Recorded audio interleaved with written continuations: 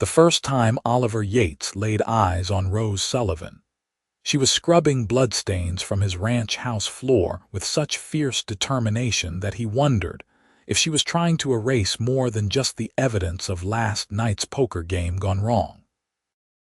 It was the spring of 1873 in Portland, Oregon, and the rain drummed against the windows of his sprawling ranch house like 1,000 impatient fingers, casting everything in shades of gray that matched the downcast expression on her pale face. Oliver stood in the doorway of his own home, hat dripping water onto the polished wood, and watched this slip of a woman work. His foreman had hired her without consultation, mentioning only that she needed work desperately and came with decent references from a family back east.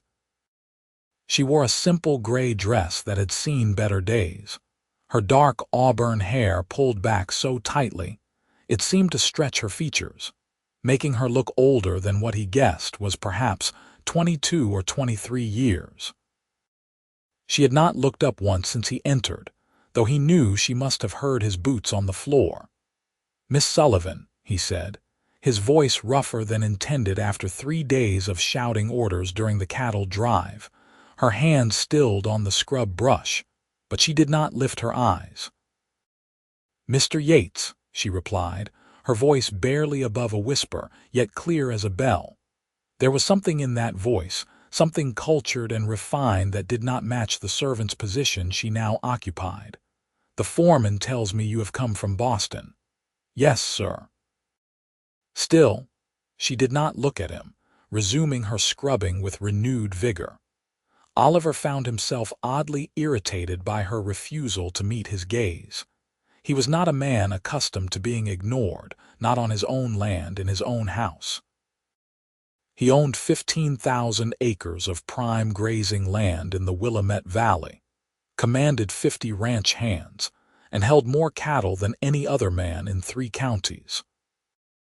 Banks sought his business, merchants courted his patronage, and fathers with marriageable daughters engineered chance meetings at every social function.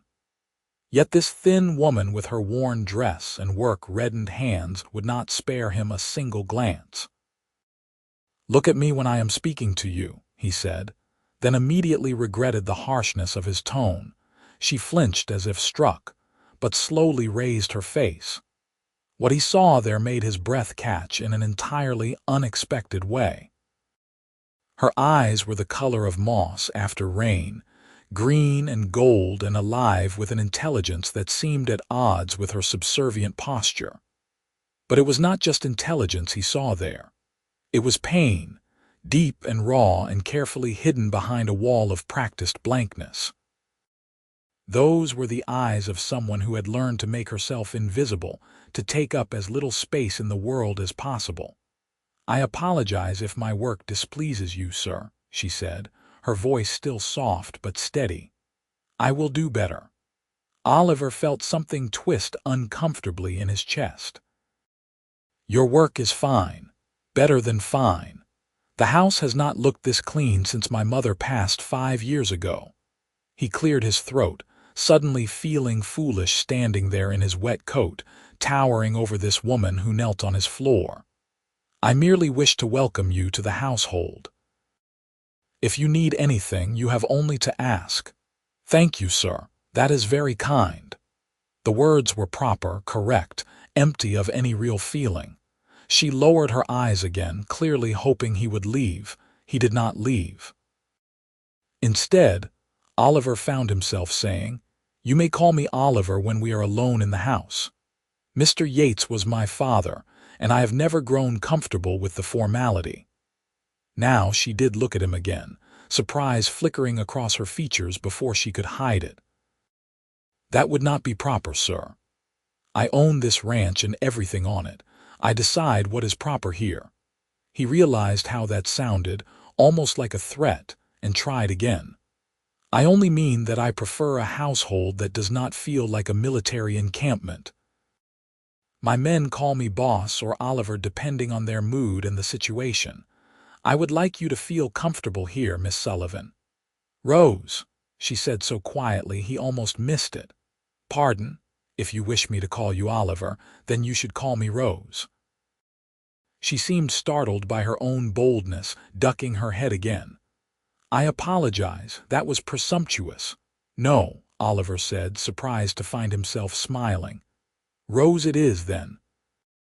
He left her to her work after that, but found himself thinking about her throughout the day as he rode the fences and checked on the new calves. There was a mystery there, in the contrast between her educated voice and her desperate need for work, between the proud set of her shoulders and the way she tried to make herself small. Oliver Yates had never been a man who could resist a mystery. The household fell into a rhythm over the following weeks. Rose proved herself invaluable, not just in keeping the house clean but in managing the kitchen, mending clothes, and handling the accounts with a mathematical precision that impressed Oliver considerably. She worked from before dawn until well after dark, seemingly tireless, always moving from one task to the next with quiet efficiency. She remained reserved, speaking only when spoken to, disappearing into her small room off the kitchen whenever her work was done. Oliver found himself inventing reasons to speak with her, asking unnecessary questions about the household management just to hear that cultured voice, to glimpse those extraordinary eyes. It was not until a month after her arrival that he began to understand the true nature of her circumstances. He had returned early from a trip to Portland, entering through the kitchen door, and overheard her speaking with the cook, an older woman named Margaret who had worked for his family since Oliver was a boy. "You should tell him," Margaret was saying, her voice gentle but firm. "Mr. Oliver is not like other men. He would understand." "There is nothing to understand," Rose replied, and Oliver heard the strain beneath the words. "My past is my own business. I am grateful to have work and a roof over my head. That is all that matters. But child, if they come looking, they will not. My father made his position quite clear. I am dead to him and he to me." Oliver stood frozen outside the door, knowing he should announce himself but unable to move. The pain in Rose's voice cut through him like a blade. "No father could truly mean such a thing," Margaret said. "Mine did." Rose's voice was flat, emotionless. "When I refused to marry the man he chose, when I would not be sold like one of his ships for a business alliance, he gave me a choice: marry or be disowned. I chose freedom over fortune, and I do not regret it, no matter how my hands ache or how tired I am. This life, hard as it is mine own." Oliver stepped back carefully, returning outside and making a great show of approaching noisily, stomping his feet and calling out greetings. When he entered the kitchen, both women looked perfectly composed, though he could see the traces of tears on Rose's cheeks that she hastily wiped away. That night, alone in his study with a glass of whiskey he barely tasted, Oliver found himself consumed with thoughts of Rose Sullivan. She was not merely a servant fallen on hard times. She was a woman of principle who had sacrificed everything rather than surrender her autonomy. The courage that must have required, the strength, staggered him. His own position in society was unassailable. He had built his ranch through hard work and shrewd investment, turning the modest property his father left him into an empire. He had never had to fight for respect or recognition. It had simply been granted as his due, first for being his father's son, then for his own accomplishments. He could not imagine what it must feel like to be cast out, to lose everything, to have to scrub floors for survival. The next morning, Oliver made a decision that would change both their lives, though he did not yet understand the full implications. He found Rose in the parlor, beating the dust from the heavy curtains with more force than necessary. "Rose, I would like to speak with you." She stilled immediately, turning to face him with that carefully blank expression. "Yes, sir, Oliver," he corrected automatically. I have been thinking that you take on too much work. I would like to hire an additional maid to help with the heavier tasks. I am perfectly capable of managing the household, sir. Oliver. She stumbled over his name as she always did, unable to make it sound natural. If my work has been unsatisfactory, your work has been exceptional, which is precisely why I want to ease your burden. I am also increasing your wages by half again what you are currently earning. Rose stared at him as if he had grown a second head. I do not understand. Why would you do this? Oliver had prepared an explanation, something about efficiency and household management, but standing there under the weight of her green gold gaze, he found himself speaking the truth instead. Because you deserve better than 16-hour days and wages barely sufficient to save anything for your future. Because I have the means to pay more and see no reason why I should not. I do not want charity, she said, her voice sharp for the first time since he had met her. Twin spots of color appeared high on her cheeks, and he realized she was truly angry. I will not be an object of pity. This is not charity or pity. It is fair compensation for exceptional work. Oliver took a step closer, drawn by the fire in her eyes, the life that anger brought to her features. Rose, you are quite possibly the most competent person I have ever employed. The house runs more smoothly than it has in years. The accounts are impeccable. Even the men comment on how much better the food has become since you took over planning the menus. Why should I not reward such excellence? She looked away, the anger draining from her face as quickly as it had appeared. Men do not simply give women money for no reason. They always want something in return. The implication struck Oliver like a fist to the gut. I am not that kind of man. I am offering you a fair wage for fair work, nothing more. There are no conditions, no expectations beyond what you already provide. He kept his voice level, careful, knowing how easily he could frighten her away with the intensity of feelings he was only beginning to recognize in himself. If it makes you more comfortable, we can draw up a formal contract specifying your duties and compensation. Rose turned back to him, searching his face for something he hoped she would find. Whatever she saw there must have satisfied her because she gave a small nod. Very well. I accept your offer and I apologize for my accusation. That was unworthy of you. You have learned to be cautious. There is no shame in that. Oliver found himself wanting to ask what had happened to her, what man had taught her to expect the worst, but he held his tongue. Trust, he understood, was not given freely.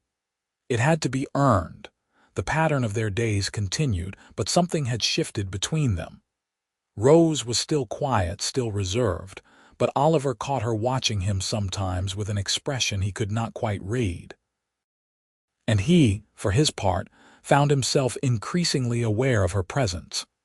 The way she moved through the house with unconscious grace. The rare moments when she forgot herself and hummed while she worked, her voice sweet and clear. The even rarer moments when something amused her, and he glimpsed the shadow of a smile. He began to take his meals in the house rather than with the men in the bunkhouse, telling himself it was more efficient, that he could use the time to review paperwork. But the truth was he simply wanted to be near her, to sit across the table while she served dinner, to watch the lamplight play across her features, to listen to her soft footsteps moving through the rooms.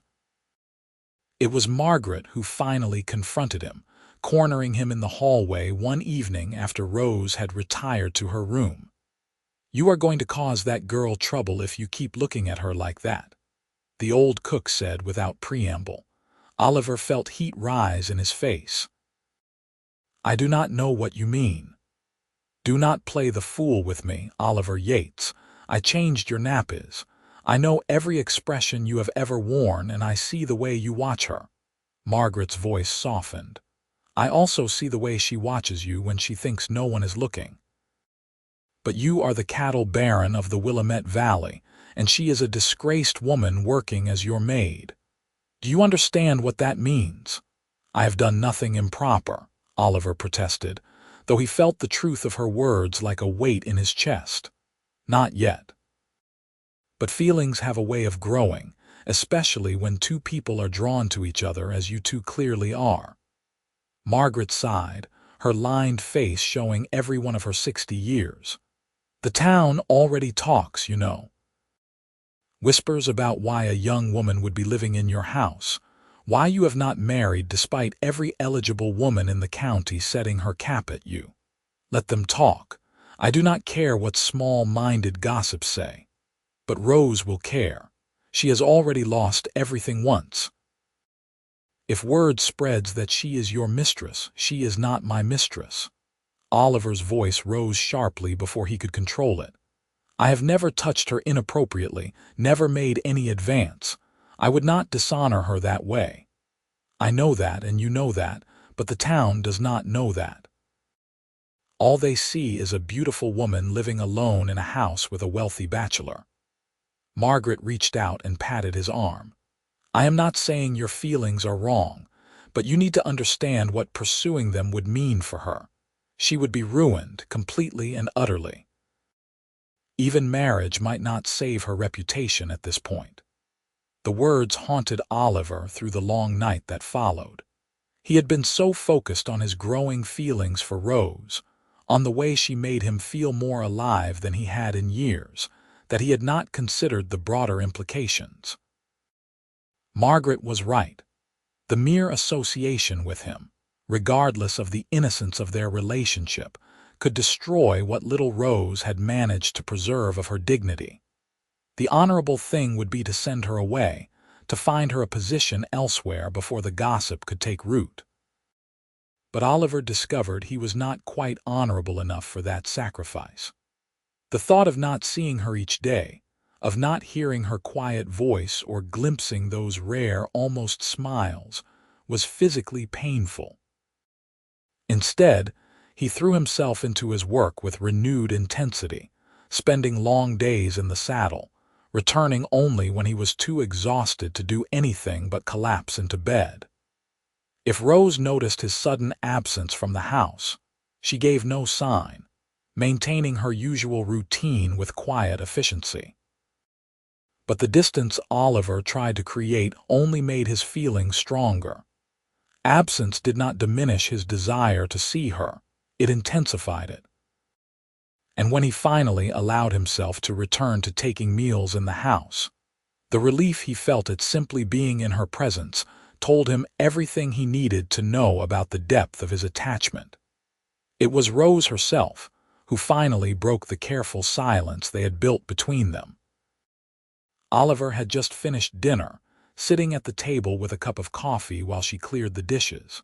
The summer evening was warm, and the windows stood open to catch whatever breeze might venture in from the river. "May I ask you something?" Her voice was so soft he almost missed it. "Of course, anything." Rose set down the plates she was holding and turned to face him, her hands clasped tightly together. "Why have you been avoiding me?" The directness of the question shocked him. Oliver set down his coffee with more force than necessary, the cup clattering against the saucer. "I have not been avoiding you. I have simply been busy with the ranch. You are lying." There was no accusation in her voice, just a quiet statement of fact. "You have been eating dinner at the bunkhouse again. You come and go through the back entrance. You no longer ask me questions about the household accounts, even though I know you used to enjoy reviewing them together." She took a breath, and he saw her gathering courage. "If I have done something to offend you, I wish you would tell me so I might correct it." Oliver stood, needing to move, needing to do something with the nervous energy flooding his body. "You have done nothing wrong, nothing at all. If anything, I am the one who has behaved poorly. I do not understand." He turned to face her, drinking in the sight of her standing in the golden evening light, so beautiful it made his chest ache. "Rose, I have been avoiding you because being near you has become both the best and worst part of my day. Because I find myself thinking about you at the most inopportune moments. Because I look for excuses to speak with you, to be in the same room as you, and I know that such feelings are inappropriate given our respective positions. The silence that followed his confession seemed to stretch for an eternity. Rose stood frozen, her eyes wide, color draining from her face. "I have frightened you," Oliver said, hating himself. "I apologize. That was unfair of me to burden you with such feelings. I will make arrangements for you to know." The word came out sharp, almost desperate. "Please do not send me away. I cannot continue to employ you while harboring such feelings. It would not be right. What if I told you that I share those feelings?" Rose's voice trembled, but she held his gaze. "What if I told you that I too find myself listening for your footsteps, that the house feels empty when you are gone, that I have come to care for you in ways that terrify me?" Oliver felt as though the floor had dropped away beneath his feet. "You cannot mean that, but I do." She took a step toward him, then another, moving with the same determination she brought to everything she did. "I have tried to tell myself it is merely gratitude or admiration for your kindness, but it is more than that, much more. And it grows stronger each day, no matter how I try to contain it." He wanted to cross the room, to take her in his arms, to kiss her until neither of them could think straight. But Margaret's words echoed in his mind, a cold reminder of reality. "Rose, even if your feelings are genuine, we cannot act on them. You know what the town would say, what they already say." "I do not care what they say. You should care. You have already been cast out once. I will not be the reason it happens again. So what do you propose?" There was an edge of frustration in her voice now. "That we continue as we have been, pretending these feelings do not exist. That we dance around each other, miserable and alone, because we are afraid of what small-minded people might think. I propose that I court you. Properly, publicly, in a way that leaves no room for gossip or innuendo." The words came out before Oliver had fully formed the thought, but as soon as he spoke them, he knew they were right. "I will court you, and when a suitable time has passed, I will ask you to marry me if you will have me." Rose's eyes filled with tears. "You would do that? Tie yourself to me knowing what people will say, knowing that I come with no dowry, no family connections, nothing but the clothes on my back and a reputation already in tatters?" "I would do that," Oliver said firmly. "I would do far more than that. You are worth 10 of any other woman I have ever met, Rose Sullivan. And if the town cannot see that, then they are fools." She crossed the remaining distance between them in 3 quick steps and took his hands in hers. Her palms were rough from work, her fingers thin and strong. "Then yes, I will allow you to court me, Oliver Yates, and when you ask me to marry you, I will say yes."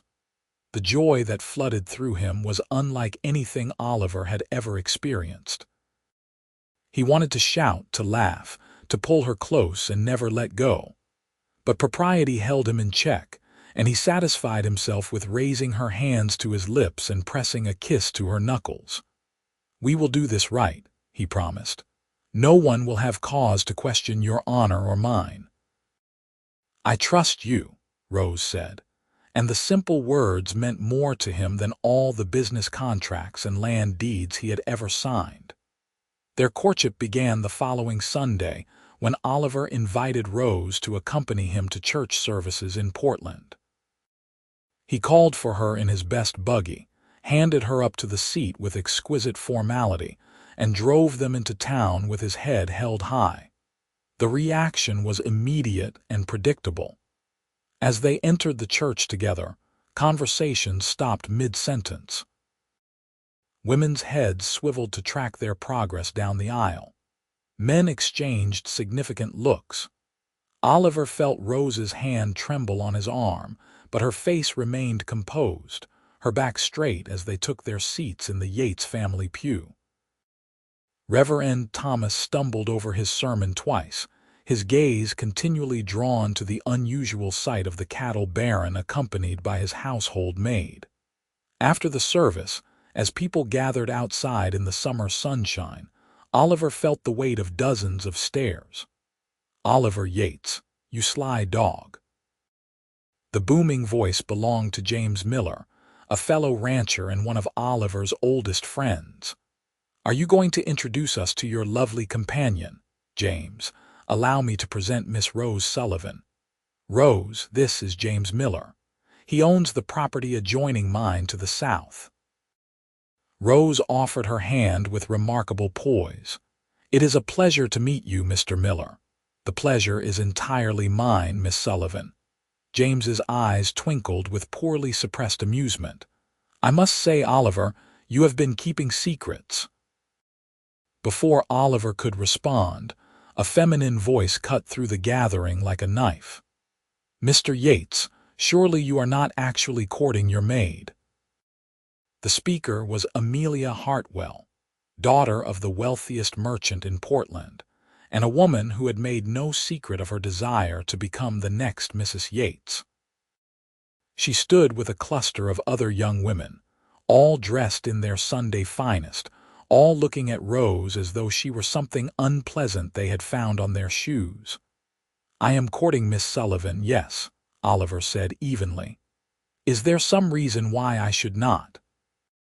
"Well, it is simply so irregular." Amelia's smile was all teeth and no warmth. "One does not usually court the servants. It gives other girls ideas above their station." Rose went rigid beside him, but her voice remained calm. "I assure you, Miss Hartwell, I have no desire to inspire anyone to anything. I am simply accepting the attention of a gentleman who has shown me great kindness and respect." "Kindness." Amelia made the word sound dirty. "Is that what they are calling it these days?"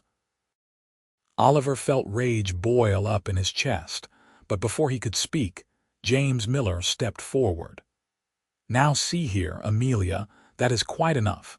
Miss Sullivan seems like a perfectly respectable young woman, and Oliver's choices are his own business." "Respectable?" Another woman, whose name Oliver could not recall, laughed shrilly. "She works for him, lives in his house, alone. If she were respectable, she would never have accepted such a position." "My circumstances necessitated that I work for my living," Rose said quietly. "I am not ashamed of honest labor, and I see no reason why accepting employment should reflect poorly on my character."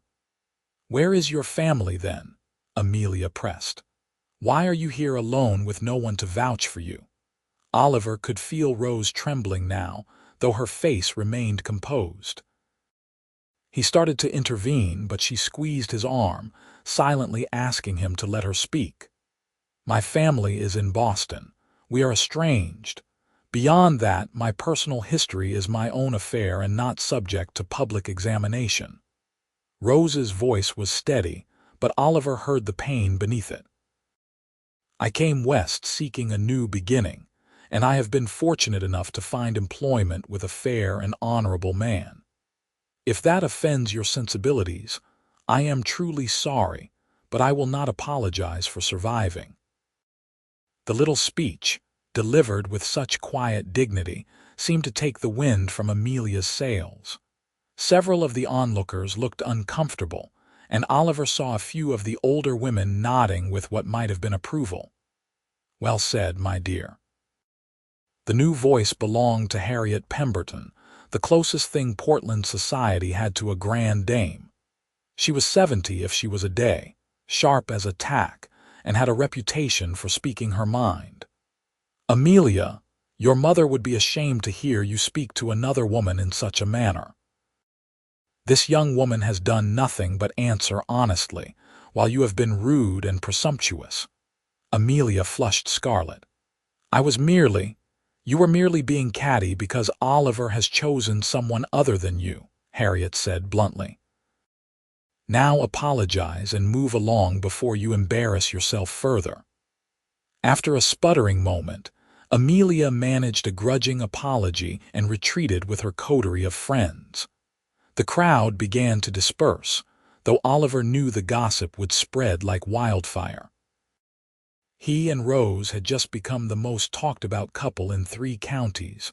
On the drive back to the ranch, Rose was silent, staring at her hands folded in her lap. Oliver wanted to comfort her, to promise that it would get easier, but he was not certain he could keep such a promise. "I am sorry," he finally said. "I knew there would be talk, but I did not anticipate it would be quite so vicious.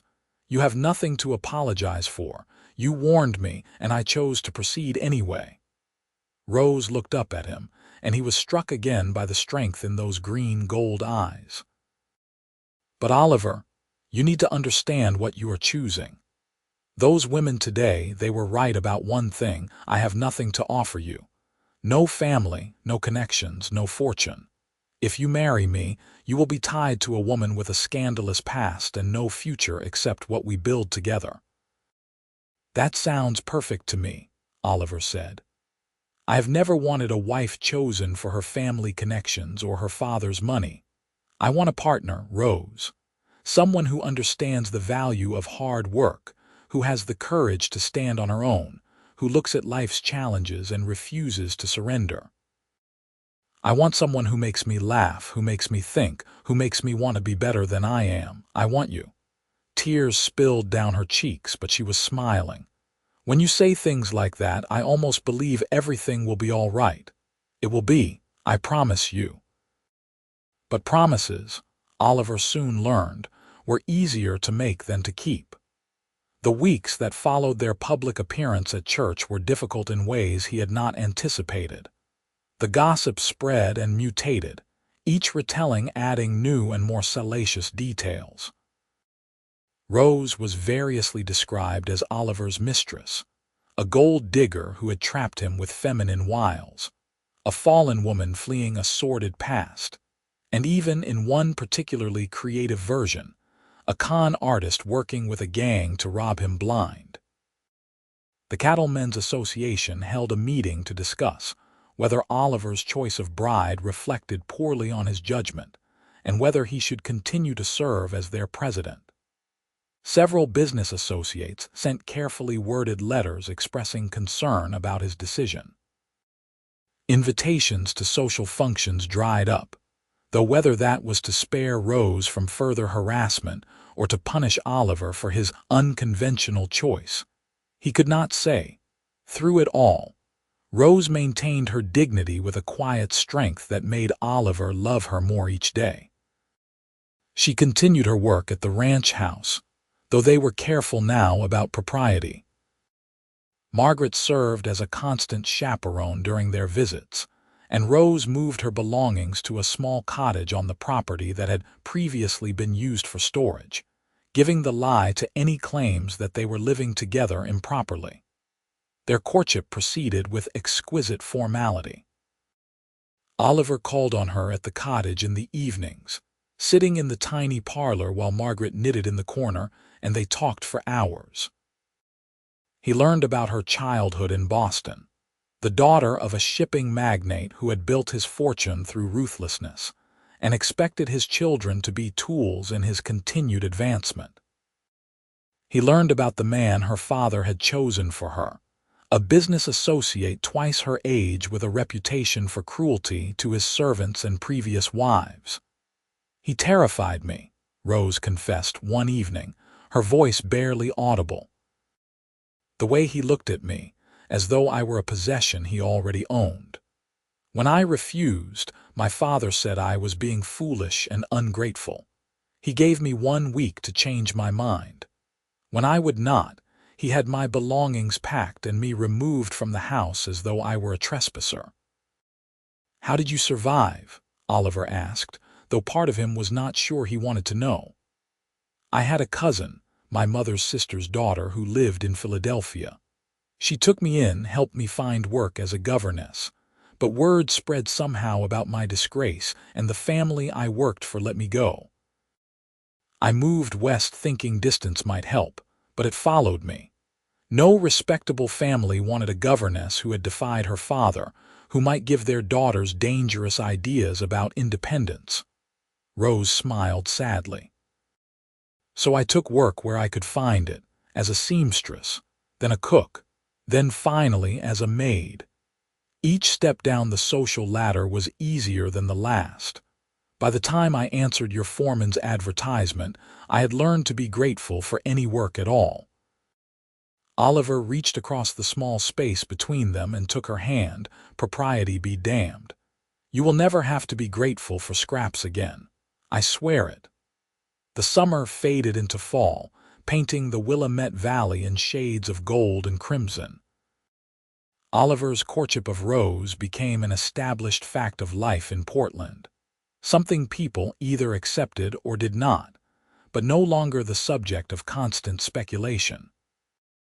A few of the more progressive families began to invite them to social functions together, and even some of those who had initially opposed the match seemed to soften as they saw the obvious depth of feeling between the couple. It was Harriet Pemberton who became their unlikely champion. The old woman took a liking to Rose, inviting her to tea and introducing her to other ladies, as though she were presenting a debutante rather than a former maid. Under Harriet's patronage, doors began to open that had previously been firmly shut. That girl has steel in her spine, Harriet told Oliver at a harvest dance where he and Rose had finally been welcomed as a couple. She will make you a fine wife, better than any of these simpering misses whose biggest challenge in life has been choosing which dress to wear. Oliver watched Rose across the room, talking with Margaret and some of the other ranch wives. She wore a simple blue dress that Harriet had insisted on buying for her, and though it was nothing compared to the elaborate gowns of the other women, Oliver thought she had never looked more beautiful. As though sensing his gaze, Rose looked up and smiled at him, a real smile that lit her entire face. Oliver's heart stuttered in his chest. He had been planning to wait until spring to propose, to give the gossip time to die down completely, but suddenly that seemed like an eternity too long. That night, standing on the porch of Rose's cottage with Margaret conveniently absent for once, Oliver took both of Rose's hands in his. The October moon hung full and bright overhead, silvering everything it touched. I had a speech planned, he said, something eloquent and romantic. But standing here with you, all I can think is how much I love you and how I do not want to spend another day without knowing you will be my wife. Rose's breath caught. Oliver, let me finish, he said gently. I know we plan to wait to give people time to accept this. But I do not want to wait anymore. I love you, Rose Sullivan. I love your strength and your courage and your kindness. I love the way you hum when you think no one is listening, and the way you bite your lip when you are concentrating on the accounts. I love how you always give the ranch dogs the scraps from dinner, even though you pretend not to. I love everything about you, and I want to spend the rest of my life showing you exactly how much. He released one of her hands to reach into his pocket, withdrawing a small velvet box. Inside was a ring that had belonged to his grandmother, a simple gold band with a single emerald that matched Rose's eyes. Will you marry me? Will you let me spend every day for the rest of my life proving that you made the right choice in trusting me? Tears streamed down Rose's face, but she was laughing through them. Yes. Yes, of course, yes. I love you, Oliver. I think I have loved you since the first day you told me I could call you by your name, though I was too frightened to recognize it then. Yes, I will marry you. Oliver slipped the ring onto her finger and then, because he could not wait another moment, he pulled her into his arms and kissed her. It was their first kiss, tentative and sweet and perfect. Rose melted against him, her arms coming up to circle his neck, and for a long moment the rest of the world ceased to exist.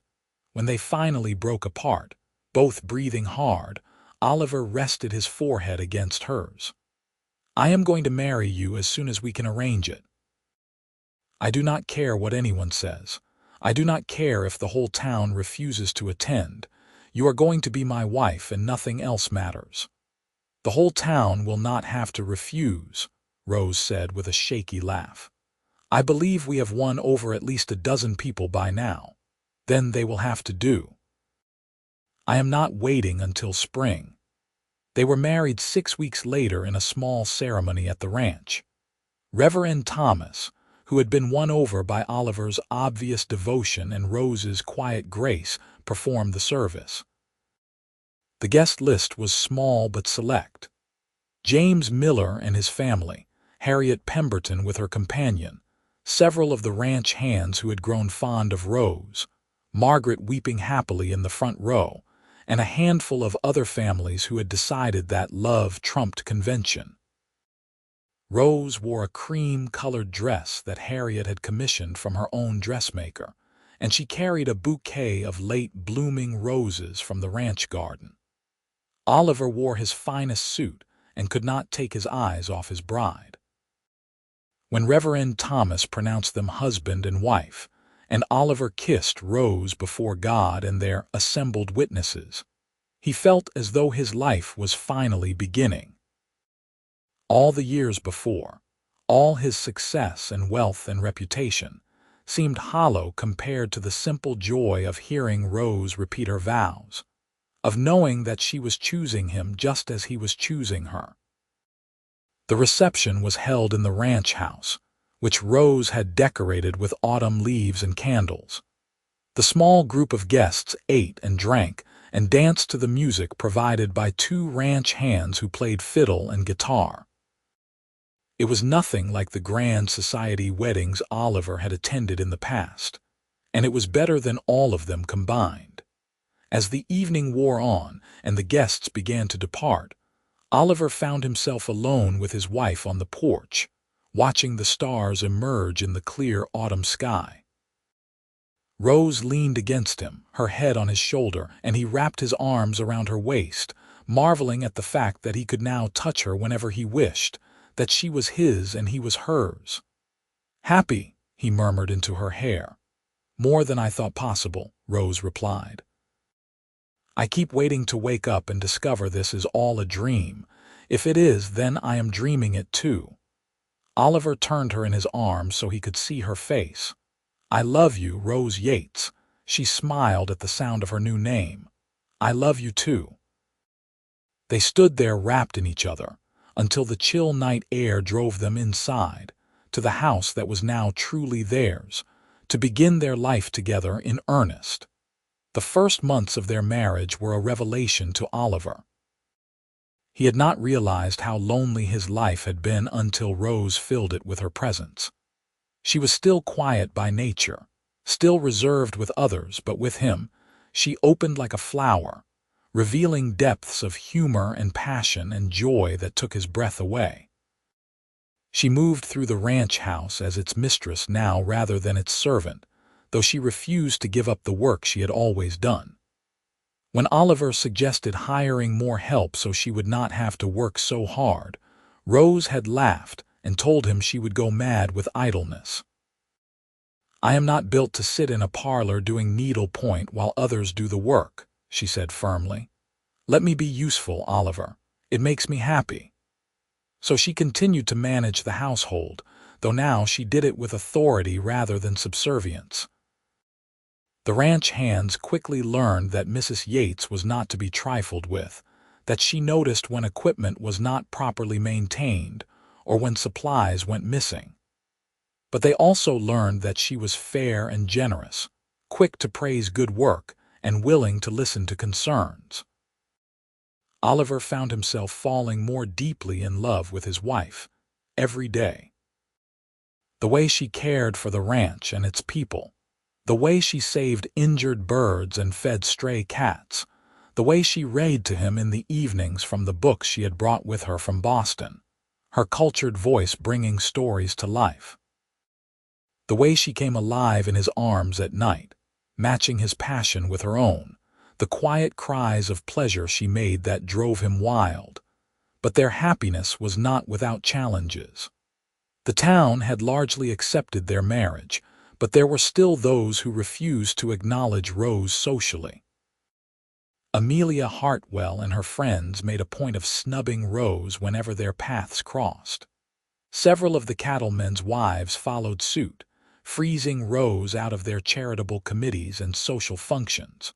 Rose bore the slights with her usual dignity, but Oliver knew they hurt her. He wanted to confront those who treated his wife poorly, to make them understand what they were missing by refusing to know her. But Rose asked him not to fight her battles for her.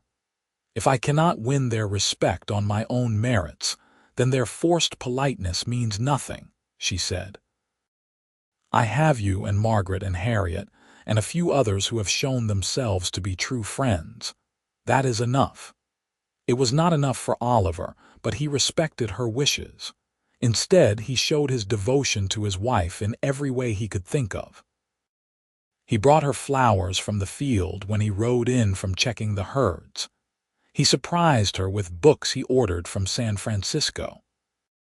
He insisted she accompany him on business trips to other ranches, introducing her as his wife with such obvious pride that even the most skeptical had to acknowledge the depth of his feeling. Winter arrived early that year, bringing unusually heavy snows to the Willamette Valley. The ranch work became harder, requiring longer hours and more hands to ensure the cattle survived the bitter cold. Oliver spent days at a time out on the range, sleeping in lined shacks and returning home only when absolutely necessary. Each time he rode back to the ranch house, exhausted and half frozen, Rose would be there waiting for him. She would help him out of his ice-stiffened clothes, draw him a hot bath, and sit with him while he thawed out, her hands rubbing warmth back into his chilled skin. Those moments, when he was too tired to maintain any pretense, and she cared for him with such tender devotion, meant more to Oliver than any grand romantic gesture.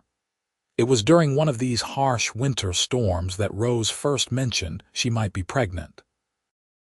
Oliver had just come in from 3 days checking on the northern herds, and he was sitting by the fire with a bowl of stew while Rose knitted in the chair beside him. I have been feeling unwell in the mornings, she said casually, not looking up from her knitting. And I am late. It took a moment for the meaning of her words to penetrate Oliver's exhaustion-fogged brain. When it did, he nearly dropped his bowl. You think you are with child. I think it is possible. Now she did look up, and he saw hope and fear warring in her expression. It is too early to be certain, but the signs are there. Oliver set aside his stew and crossed to kneel beside her chair, taking her hands in his. How do you feel about this? Terrified, Rose admitted, and happy, and worried. My own mother died in childbirth when I was 10. My father remarried within the year, and my stepmother made it clear she had no interest in raising another woman's children. I do not have many happy memories associated with motherhood. But you are not your mother, and I am not your father, Oliver said firmly. Whatever happens, we will face it together. And this child, if there is a child, will be loved and wanted. I promise you that. Tears welled in Rose's eyes. You are so good to me. Sometimes I wonder what I did to deserve you. You survived, Oliver said simply. You kept going when everything in your life told you to give up. You chose freedom over security, dignity over comfort. You are the strongest person I know, Rose, and any child of ours will be lucky to have you as a mother. Over the following weeks, Rose's pregnancy became more certain. Her morning sickness was severe, leaving her weak and pale, but she refused to remain in bed. The doctor, summoned from Portland despite the difficult travel conditions, confirmed what they already knew and pronounced Rose healthy despite the constant nausea. Many women experience this in early pregnancy, he assured Oliver, who hovered like an anxious mother hen. It should pass by the 4th month. Make sure she rests, eats what she can keep down, and does not overtax herself. Getting Rose to rest was easier said than done. She continued to manage the household with the same efficiency as always. though Margaret and the other ranch hands conspired to reduce her workload without her noticing. Oliver tried to spend more time at the house, but the harsh winter demanded his attention, and he often had no choice but to leave her for days at a time. It was during one of these absences that trouble arrived at the ranch in the form of a well-dressed stranger from Boston. Oliver returned home 3 days after Valentine's Day to find Rose sitting at the kitchen table, pale and shaking, while Margaret hovered protectively beside her. A man in an expensive suit sat across from them, his expression one of cold calculation. "What is going on here?" Oliver demanded, moving immediately to Rose's side. The stranger stood, offering a hand that Oliver did not shake. "Mr. Yates, I presume? I am Theodore Winters, attorney at law. I represent Mr. Charles Sullivan of Boston." The name hit Oliver like a fist. Rose's father. He looked down at his wife, who would not meet his eyes, her hands clenched so tightly in her lap that her knuckles had gone white. "What do you want?" Oliver kept his voice level with effort. "I am here to deliver a message from my client to his daughter." Winters withdrew a letter from his coat pocket and laid it on the table. "Mr. Sullivan has recently suffered a stroke. His health is failing, and he wishes to reconcile with his daughter before his death. He is prepared to reinstate her inheritance and welcome her back into the family, provided she returns to Boston immediately." "No." The word came from Rose, soft but absolute. "Tell my father I wish him well, but I will not be returning to Boston." "My dear girl, you may want to reconsider." Winters's smile was patronizing. "Your father is a wealthy man. His estate is worth over $2 million. Surely you do not wish to throw away such a fortune." "I do not care about his fortune. I have everything I need here." Rose finally looked up at Oliver, and he saw the love and trust in her eyes. "Tell him I am married. Tell him I am expecting a child. Tell him I am happy. And tell him that I forgive him, but I cannot forget. My life is here now." Winters's expression hardened. "Your father anticipated this response. He asked me to inform you that if you do not return, he will disinherit you completely. You will receive nothing, not even the items that belong to your late mother." "Then I will receive nothing," Rose said calmly. "I made my choice 3 years ago when I left Boston. I do not regret it. He also asked me to deliver this." Winters placed another document on the table. "He intends to contest your marriage on the grounds that you were coerced or defrauded into it. He believes this man married you for the expectation of your inheritance." Oliver felt rage boil through him. "Get out! Get out of my house before I throw you out. I am simply delivering a message. The message is delivered. Now leave." Oliver moved to physically remove the man if necessary, but Winters was already backing toward the door. "You should think carefully about this, Miss Sullivan. Your father is a powerful man with extensive connections. He can make life very difficult for you and your husband if you refuse his generosity." "My name is Mrs. Yates now," Rose said quietly. "And you can tell my father that I have faced difficult things before and survived them. I will survive whatever he throws at me as well. Goodbye, Mr. Winters." After the lawyer left, Oliver gathered Rose into his arms, holding her while she shook. Margaret discreetly withdrew, leaving them alone in the kitchen where their relationship had first begun to shift from employer and servant to something far deeper.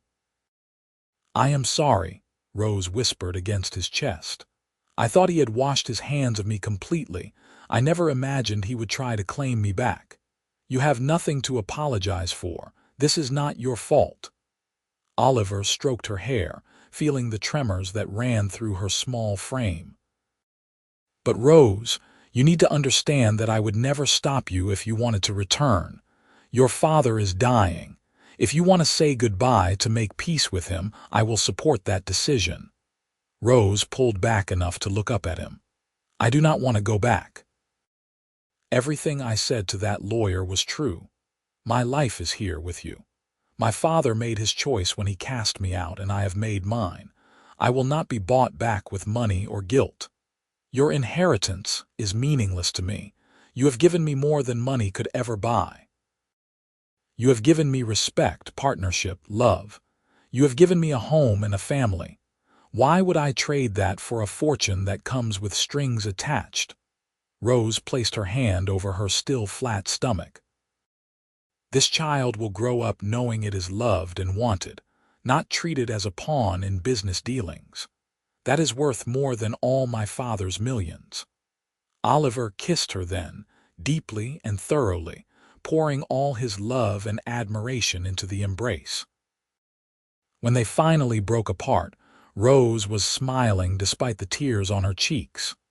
"You think he will truly try to contest our marriage?" she asked. "He can try, but he will not succeed. We have witnesses to our courtship and wedding. There is no question of coercion or fraud. The most he can do is spread gossip and make things uncomfortable, but that ship has already sailed. The town has accepted us now. His threats are empty." "I hope you are right." "I am always right," Oliver said, making her laugh. "Now, you are going to go upstairs and rest while I speak with the men about increasing security around the ranch. I do not trust your father not to try something else." Rose wanted to argue, but another wave of nausea hit her, and she had to rush to the basin. Oliver held her hair back, rubbing soothing circles on her back until the spell passed. She looked so pale and fragile that his heart clenched with worry. "I think you should send for the doctor again," he said. "This is worse than it was last week. It comes and goes. I will be fine." But even as she said it, Rose swayed on her feet. Oliver swept her up in his arms, ignoring her protests, and carried her upstairs to their bedroom. He laid her gently on the bed and removed her shoes, covering her with a quilt. "Rest. I will have Margaret bring you some tea and toast." "Oliver, I have things to do. They can wait. Right now, the most important thing is taking care of you and our child." He kissed her forehead. "Please, Rose, for me." She relented, closing her eyes with a sigh.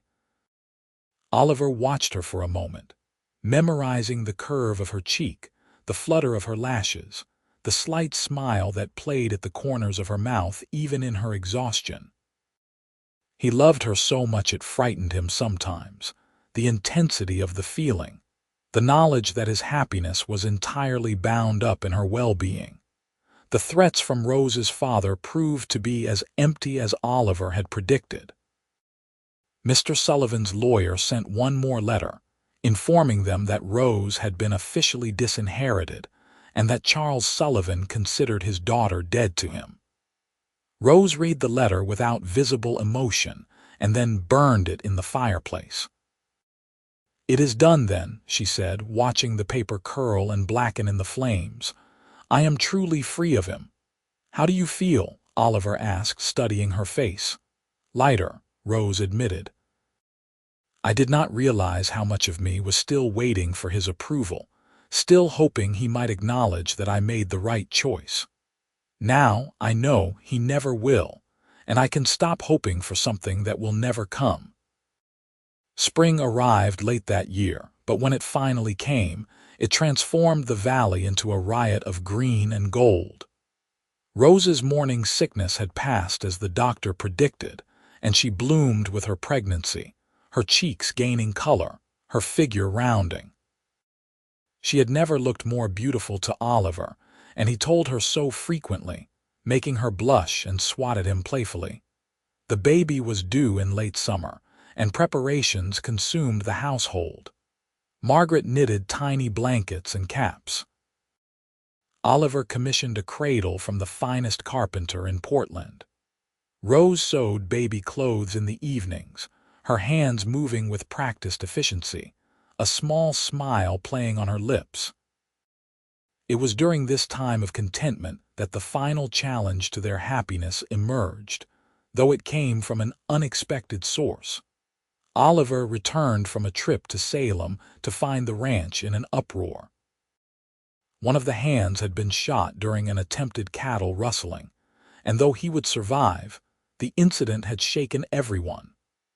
Rose, despite being 6 months pregnant, had taken charge in Oliver's absence, organizing the men to track the rustlers and ensuring the wounded man received proper care. "What happened?" Oliver demanded, looking for his wife. "Rustlers hit us 3 nights ago," James Miller explained. He had ridden over as soon as he heard about the attack. Got away with about 50 head before the boys caught up with them. There was a firefight, and young Tommy took a bullet in the shoulder. Your wife was magnificent, by the way. She never flinched, just started giving orders like a general. Oliver found Rose in the kitchen, calmly preparing food for the men while Margaret hovered nervously.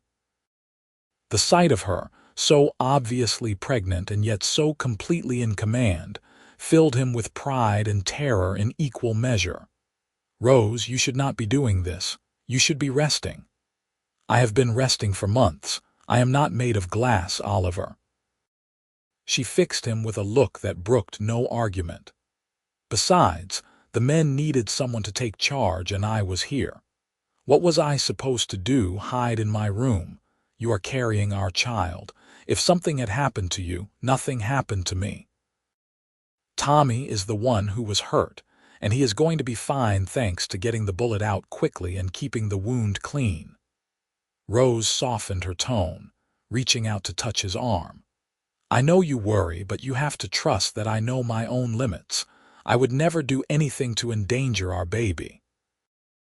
Oliver pulled her close, careful of her swollen belly, and held her for a long moment. "I know, I am sorry. I just cannot bear the thought of losing you.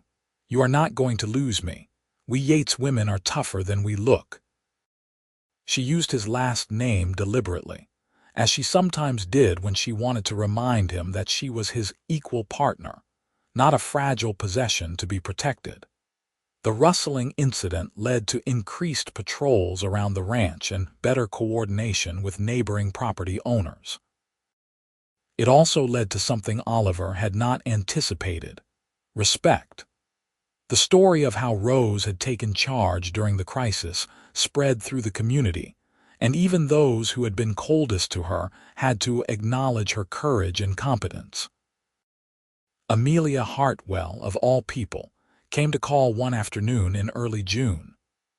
Rose received her in the parlor with cool politeness, and Oliver, who had been working in his study, positioned himself where he could hear the conversation without being seen.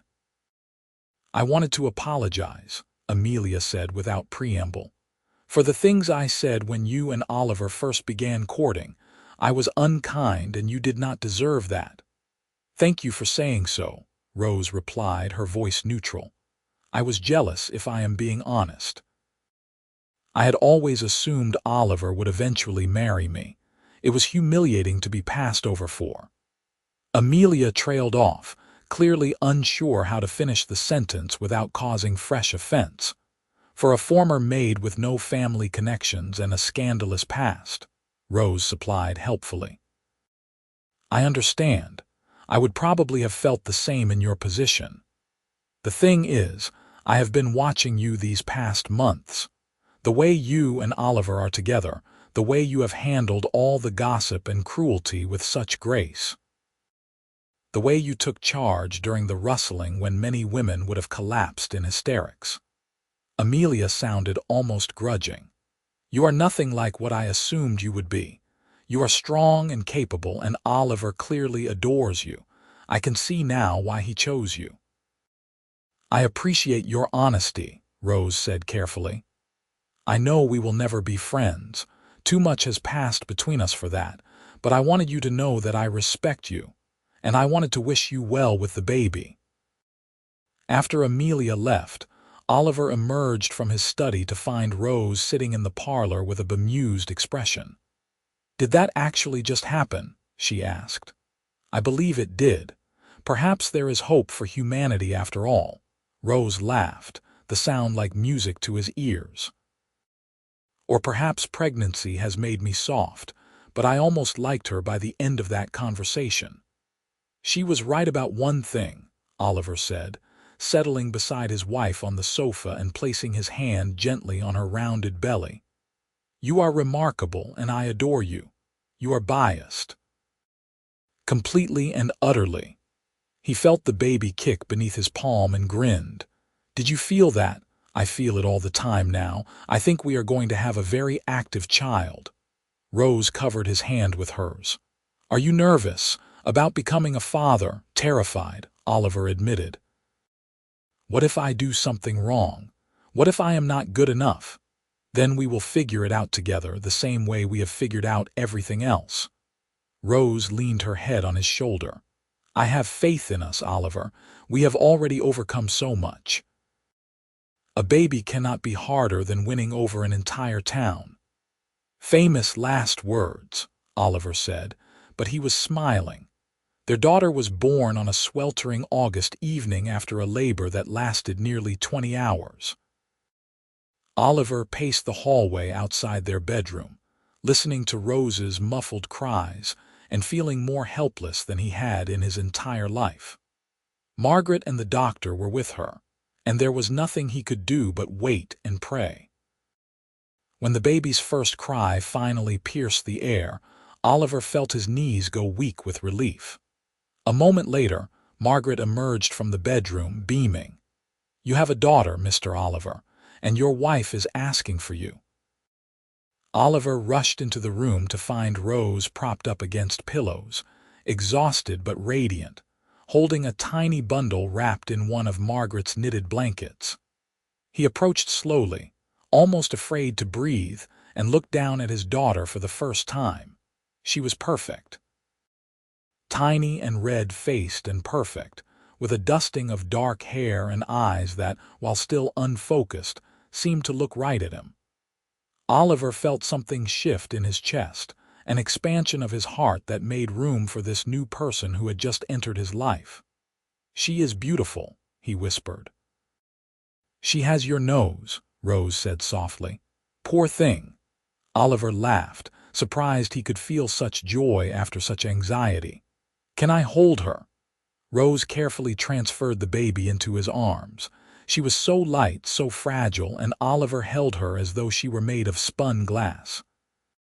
His daughter, his and Rose's, the product of their love and their courage in the face of opposition.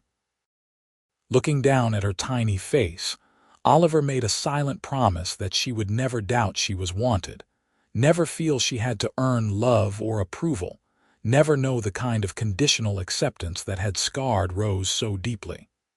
What should we name her? He asked, unable to tear his eyes away from the baby. I was thinking, Elizabeth, after your mother, if that is all right with you. Oliver looked up at Rose, his eyes burning with unshed tears. His mother had died 5 years ago, and he still missed her. She would have loved Rose, would have welcomed her with open arms regardless of what society said. She would be honored. Elizabeth Yates. It suits her. They sat together, the three of them, as the summer evening faded into night. Margaret came and went, bringing food that neither of them touched, checking on Rose and the baby with the practiced efficiency of someone who had helped deliver more infants than she could count. The doctor examined both mother and child one final time, pronounced them healthy, and departed with instructions for care that Oliver committed to memory through it all.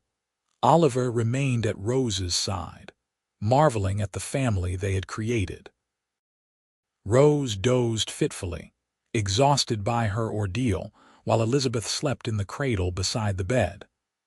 Oliver sat watch over both of them, filled with a fierce protectiveness that surprised him with its intensity.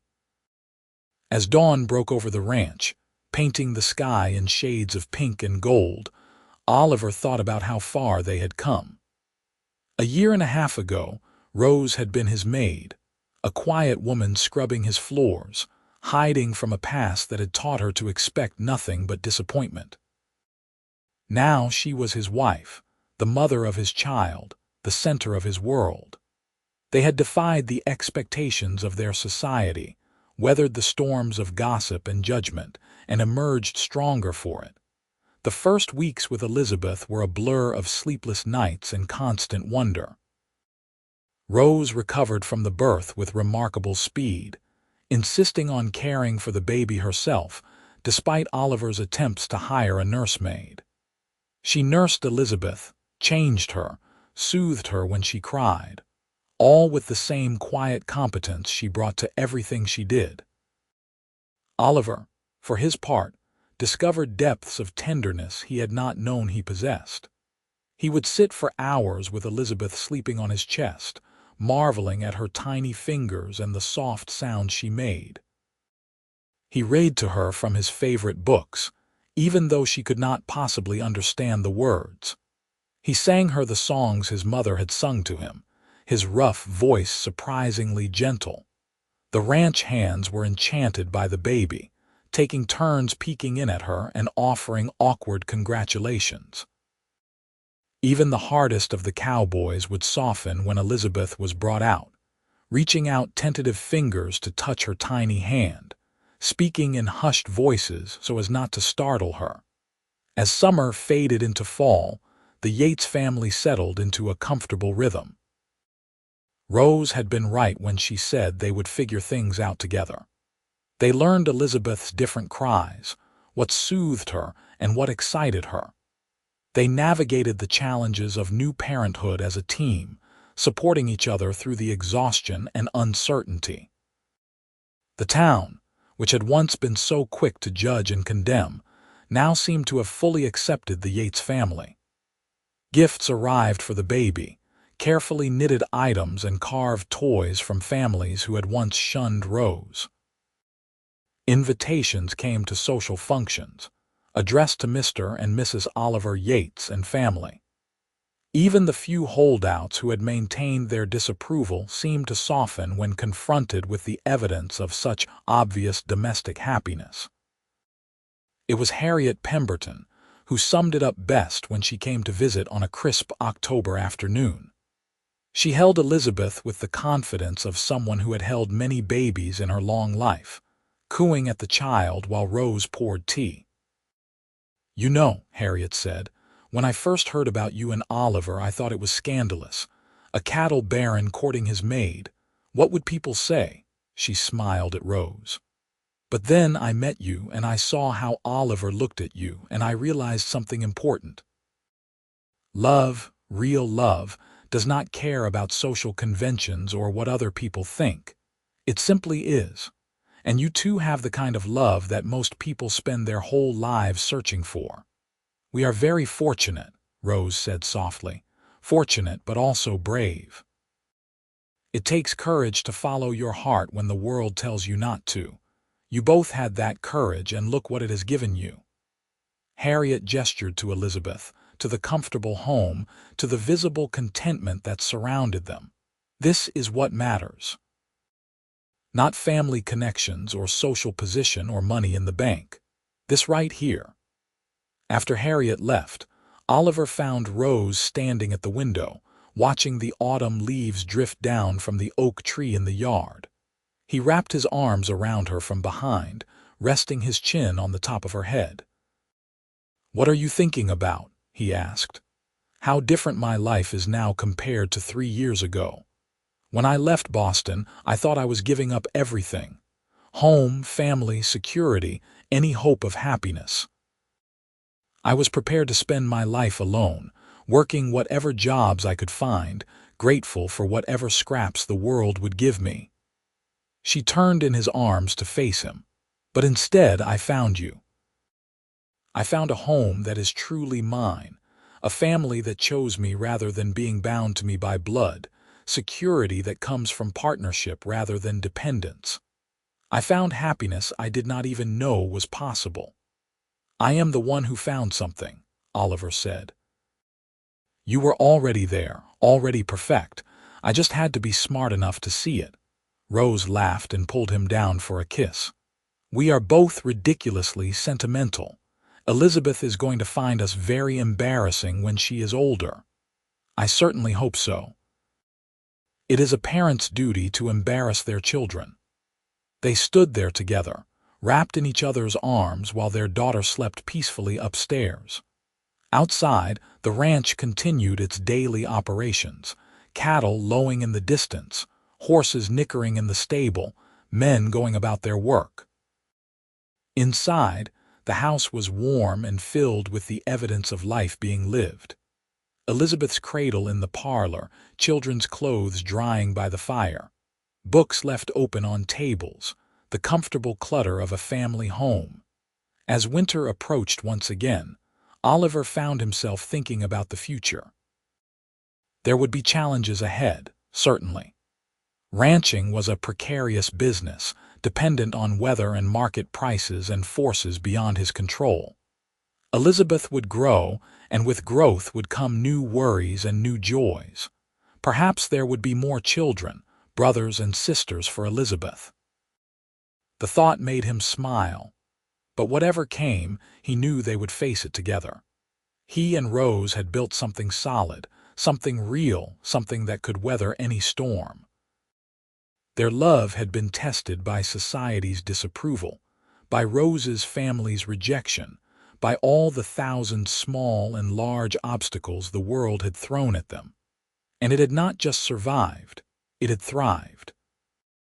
On Christmas Eve, with snow falling gently outside and Elizabeth asleep in her cradle, Oliver gave Rose his present. It was a small thing, a locket with a tiny portrait of Elizabeth inside. But when Rose opened it, she burst into tears, clutching it to her chest. "I love it," she said through her sobs. "I love you. I love our life. I love everything about this." Oliver held her while she cried, understanding that these were tears of joy, of relief, of gratitude for blessings received. When she had composed herself, she handed him his gift, a leather-bound journal with his initials embossed on the cover. "For recording ranch business," he asked, touched but confused. "For recording our life," Rose corrected. "I want you to write down the important things." Elizabeth's first steps, her first words. The funny things that happen, the difficult things, so that when we are old we can look back and remember exactly how blessed we were. It was a perfect gift, thoughtful and meaningful. Oliver kissed his wife and promised to fill every page. The years that followed were good ones. The ranch prospered, expanding its operations and becoming one of the most successful in the region. Elizabeth grew into a bright, curious child with her mother's green gold eyes and her father's stubborn determination. She learned to ride almost before she could walk, trotting around the ranch on a gentle mare while Oliver hovered nervously, and Rose laughed at his overprotectiveness. 2 years after Elizabeth's birth, Rose gave birth to twins, a boy and a girl they named Samuel and Grace.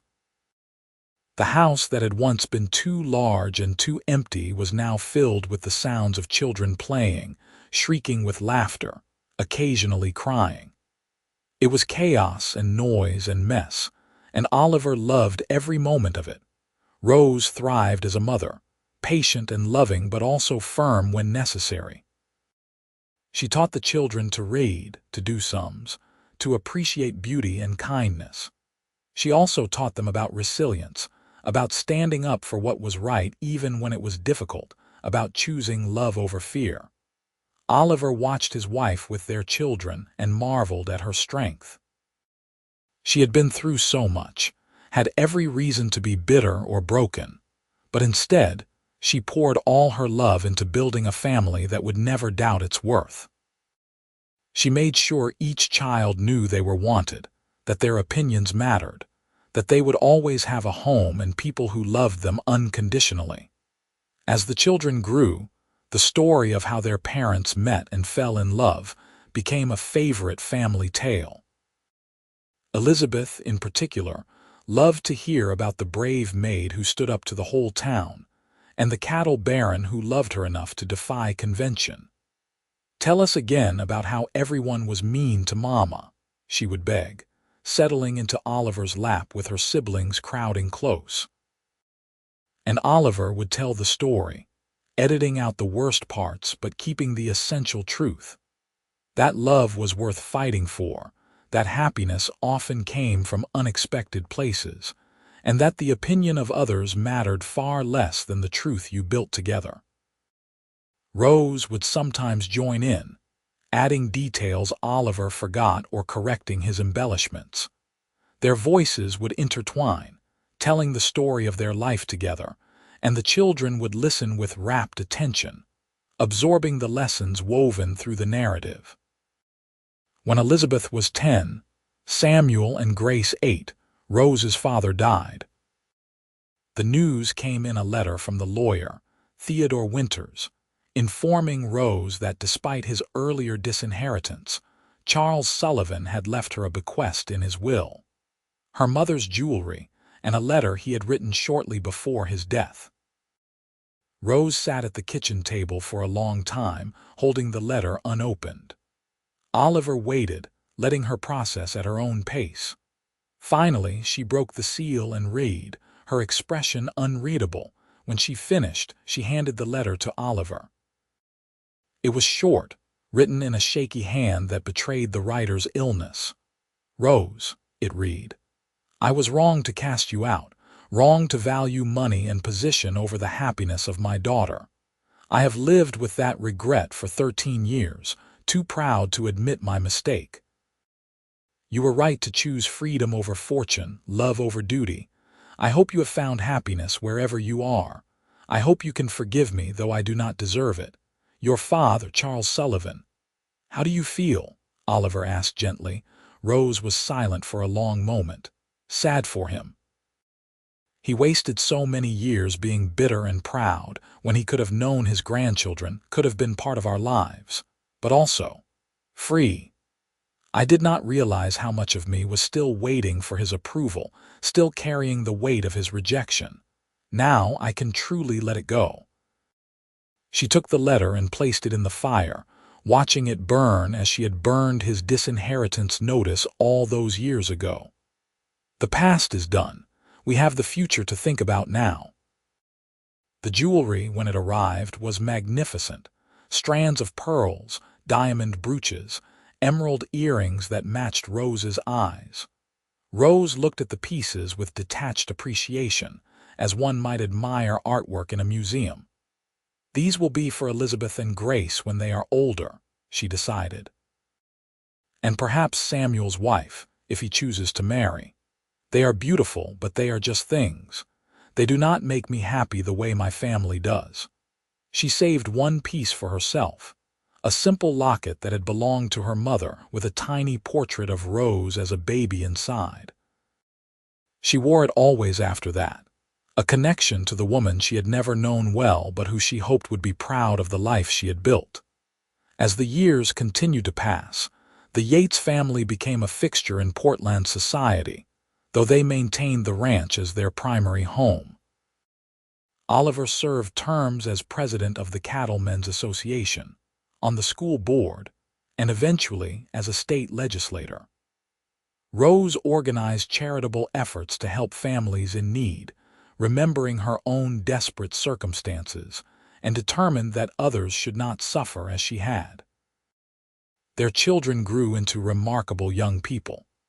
Elizabeth, bold and intelligent, announced at 15 that she wanted to be a doctor, scandalizing some and impressing others. Rose and Oliver supported her ambition without hesitation, arranging for the best education they could provide. Samuel developed a passion for ranching, learning everything he could from his father and the ranch hands. He had a gift with animals, and a head for business that promised to keep the ranch thriving for another generation.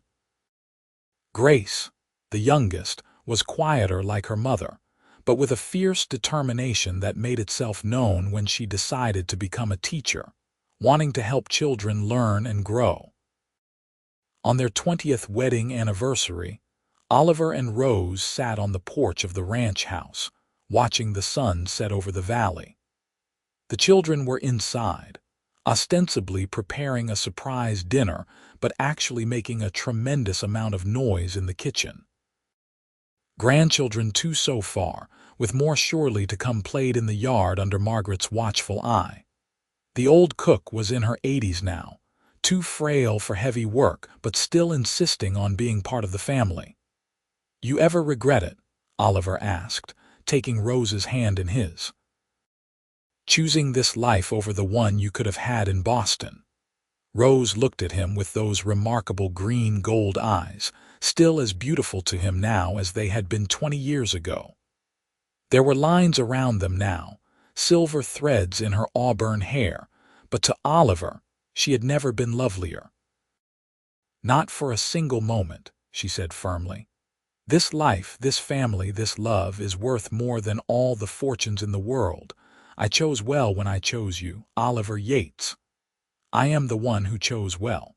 You were scrubbing my floors and I fell in love with you. Best decision I ever made."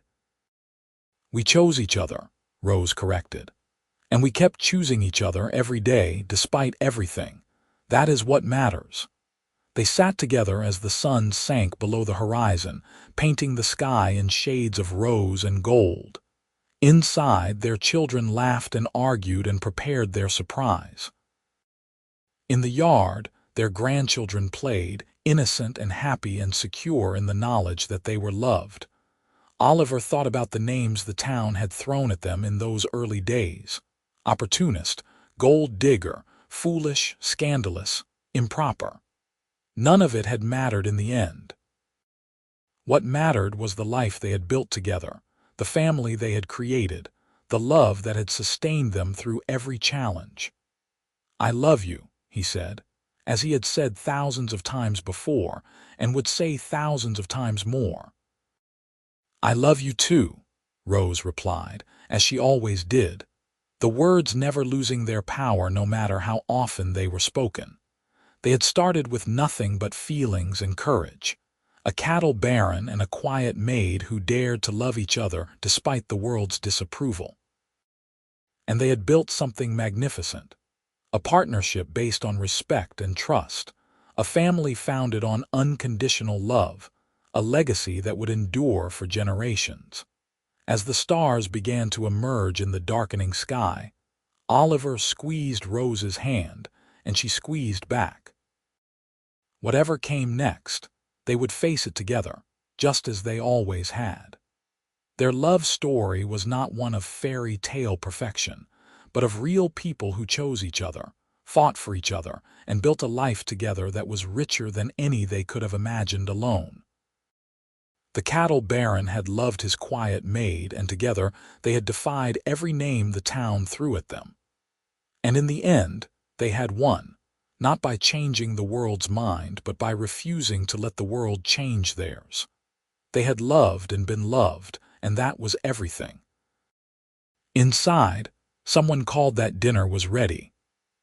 Rose stood, pulling Oliver to his feet, and together they walked into the house, into the warmth and noise and love that filled every corner. Their children and grandchildren gathered around the table, this family that had been born from courage and defiance, and an unwavering belief that love was worth fighting for. As Oliver looked around the table at the faces of those he loved most, he felt complete. This was his legacy, not the acres of land or the cattle or the money in the bank. This family, this love, this proof that choosing with your heart instead of your head could lead to happiness beyond measure. Rose caught his eye across the table and smiled, that rare, full smile that still made his heart skip a beat. He smiled back, understanding passing between them without words. They had done well, these two people who had started with nothing but each other. They had loved deeply, raised good children, built a life that honored the courage it had taken to choose each other in the first place. The meal was loud and cheerful, with multiple conversations happening simultaneously, children interrupting adults, grandchildren demanding attention. It was messy and chaotic and perfect. This was what they had fought for, this right here. The freedom to love who they chose, to build the family they wanted, to live without shame or apology. After dinner, as had become tradition, They gathered in the parlor. Oliver pulled out the journal Rose had given him all those years ago, now filled with entries chronicling their life together. He read from it, sharing memories of Christmases past, of birthdays and achievements, of funny moments and touching ones. Elizabeth, now a practicing physician in Portland, sat with her husband and their 2 children. Samuel, running the ranch alongside his father, leaned against the wall with his arm around his wife. Grace, teaching at the new school in town, perched on the arm of Margaret's chair, one hand resting affectionately on the old woman's shoulder. As Oliver read, Rose watched her family, her heart full to bursting. She thought about the girl she had been, scrubbing floors in this very house, certain that happiness was something that happened to other people. She thought about the courage it had taken to accept Oliver's courtship, to face down the town's judgment, to choose love over safety. It had been worth it. Every difficult moment, every cruel word, every challenge they had faced, it had all been worth it for this. For the privilege of growing old beside the man she loved, of raising children who knew their own worth, of building something that would last beyond their own lives. When Oliver finished reading, the children applauded, and the grandchildren demanded stories about when their parents were young. The evening stretched on, filled with laughter and love, the kind of simple domestic happiness that was the greatest achievement of any life. Later, much later, when everyone had finally gone home or to bed, Oliver and Rose prepared for sleep in their bedroom. They moved around each other with the easy familiarity of 2 decades together, each anticipating the other's movements. As they settled into bed, Rose nestled against Oliver's side, her head on his shoulder. This was her favorite time, these quiet moments at the end of the day when it was just the 2 of them. 20 years, she murmured. Where did the time go? Into living, Oliver replied, kissing her forehead. Into loving, into building everything we see around us. You think it will last? After we are gone, I mean. Will our children remember what it took to build this, the love that made it possible? I think they will remember that their parents chose each other against all advice, against all convention, and built something beautiful. I think they will remember that love is worth fighting for, that happiness matters more than approval, that the courage to be true to yourself is the most important quality a person can have. Oliver tightened his arm around her. We have given them that. The rest is up to them. Rose lifted her head to look at him, her hand coming up to cup his cheek. I would choose you again, you know. If I could go back to the beginning, knowing everything that would happen, all the challenges and heartbreak and struggle, I would still choose you. And I would still fall in love with the woman scrubbing my floors, still court her despite the gossip, still marry her and spend every day grateful that she chose me back. Oliver captured her hand and kissed her palm. You are the best choice I ever made, Rose Yates. They kissed then. A kiss that contained 20 years of shared life, of joys and sorrows, of passion that had mellowed but never faded. When they finally settled down to sleep, wrapped in each other's arms, they did so with the contentment of people who knew they had lived well, loved deeply, and built something that would endure.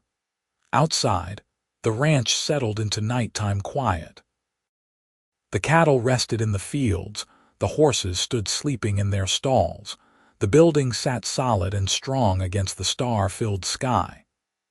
This was the Yates Ranch, built on love and courage, a testament to 2 people who had dared to choose each other when the world said they should not.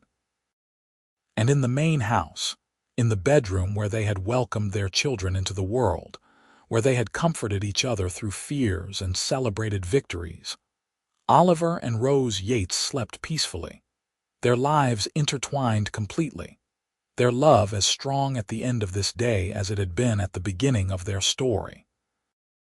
They had been the cattle baron and his quiet maid, the scandal of Portland society, the couple everyone said would never last.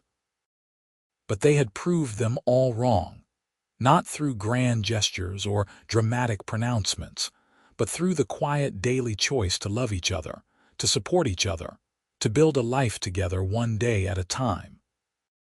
Their story would be told for generations, an example of courage and love, a reminder that the best things in life often come from the most unexpected places. The cattle baron who loved his quiet maid and defied every name the town threw at them had created something that would last far beyond their own lives. A legacy of love, a family built on truth and respect, and proof that choosing with your heart, even when it is difficult, even when the world disapproves, is always worth it. And so, in the warm comfort of their bed, surrounded by the evidence of their shared life, Oliver and Rose Yates rested, content in the knowledge that they had loved well, lived fully, and left the world better than they found it. Their story was complete, not because it was over, but because every important question had been answered, every fear overcome, every promise kept.